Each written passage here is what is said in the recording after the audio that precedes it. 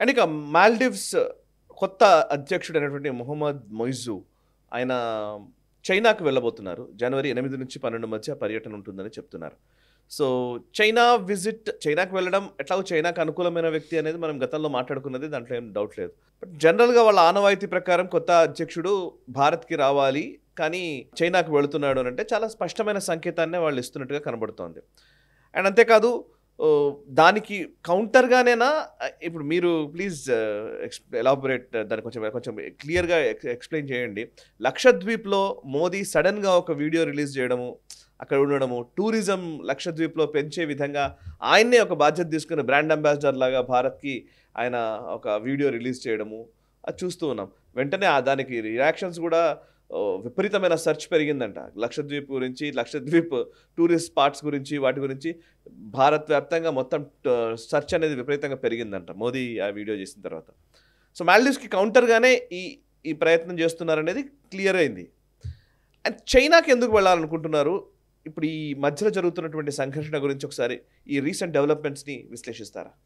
మొహమ్మద్ మొయిజు వాళ్ళ పార్టీ కంప్లీట్గా China funded. అది ఇండియా అవుట్ అన్న క్యాంపెయిన్ తోటే వాళ్ళు ఎలక్షన్కి వెళ్ళారు, గెలిచారు వాళ్ళు. కాబట్టి చైనాకు వత్తాసు పలకడం అనేది పెద్ద మనకు అన్ఎక్స్పెక్టెడ్ ఏం కాదు, అది ఎక్స్పెక్ట్ చేయాల్సిందే మనం. వాళ్ళు అదే చేస్తారు వాళ్ళు. కానీ వాళ్ళ సాంప్రదాయాన్ని వదులుకొని ఆయన అక్కడికి వెళ్ళడం అనేది చాలా తప్పు. ఆయన చైనాకి వెళ్ళి భారతదేశానికి సంకేతం పంపిస్తున్నాడు. దానికి మనం ఏం చేస్తున్నాము, వాళ్ళ యొక్క ఇండస్ట్రీ అంతా కూడా టూరిజం ఇండస్ట్రీయే, ఆదాయం అంతా టూరిజం ఇండస్ట్రీ. అక్కడ దెబ్బ కొట్టబోతున్నాం మనం. మోదీ గారు ఒక్క వీడియో రిలీజ్ అవ్వడంతో అక్కడ స్నార్క్లింగ్ చేసి ఆయన సముద్రం ఒడ్డు మీద నడుస్తూ వెళ్తున్నటువంటి వీడియోస్ ఏవైతే వచ్చినాయో, దాని తర్వాత గూగుల్ సెర్చ్ గణనీయంగా పెరిగిపోయింది లక్షద్వీప్ గురించి.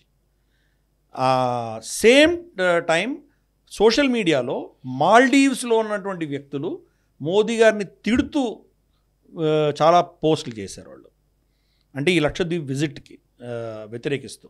ఇమ్మీడియట్గా వితిన్ 48 hours రమారమి 40% బుకింగ్స్ క్యాన్సిల్ అయినాయంట మాల్దీవ్స్కి. ఇక్కడేమో సెర్చ్ పెరుగుతోంది, ఇక్కడేమో క్యాన్సిల్ అయినాయి. మన ప్రాబ్లం ఏంటంటే ఇక్కడ ఇన్ఫ్రాస్ట్రక్చర్ లేదు, లక్షద్వీప్లో ఇన్ఫ్రాస్ట్రక్చర్ లేదు. ప్లస్ టూరిస్ట్ అన్నవాడు వస్తే కనుక వాడికి లిక్కర్ కావాలి. అక్కడ మాల్దీవ్స్లో కూడా లిక్కర్ నాట్ అలౌడ్. కాకపోతే 5 star హోటల్స్లో వాడు మాత్రం ఇస్తాడు. బాటిల్ తీసుకెళ్ళడానికి వీల్లేదు, కానీ 5 star హోటల్లో దిగితే మాత్రం అక్కడ లిక్కర్ ప్రొవైడ్ చేస్తారు. ఇక్కడ లక్షద్వీప్లో liquor is not allowed.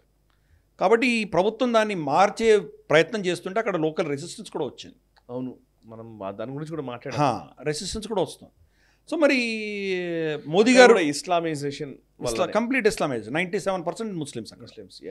So Modi గారి పర్యటన దాన్ని ప్రమోట్ చేయడం, దాని దృష్ట్యా గణనీయంగా ఇప్పుడు లక్షద్వీప్ షిఫ్ట్ అవుతున్నారు. మాల్దీవ్స్ నుంచి అందరూ లక్షద్వీప్ షిఫ్ట్ అవుతున్నారు.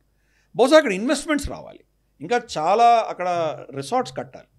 మాల్దీవ్స్లో ఎలా అయితే కట్టారో రిసార్ట్స్, అటువంటి రిసార్ట్స్ మనకు లక్షద్వీప్లో వచ్చాయంటే ఆ టూరిస్ట్ ట్రాఫిక్ అంతా మనం ఇక్కడ తీసుకోవచ్చు, లక్షద్వీప్కి షిఫ్ట్ చేయొచ్చు.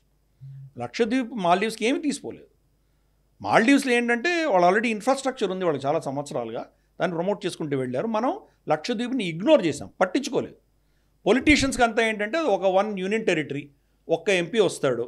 ఆ ఒక్క ఎంపీ కూడా కాంగ్రెస్ ఎంపీ, మహమ్మద్ సలీం అని ఉండేవాడు. అతను పోయిన తర్వాత తన కొడుకు, వీళ్ళిద్దరే, వాళ్ళే ఎలాగో గెలుస్తారు, మాదే కదా సీట్ అని ఎవడు పట్టించుకోలేదు.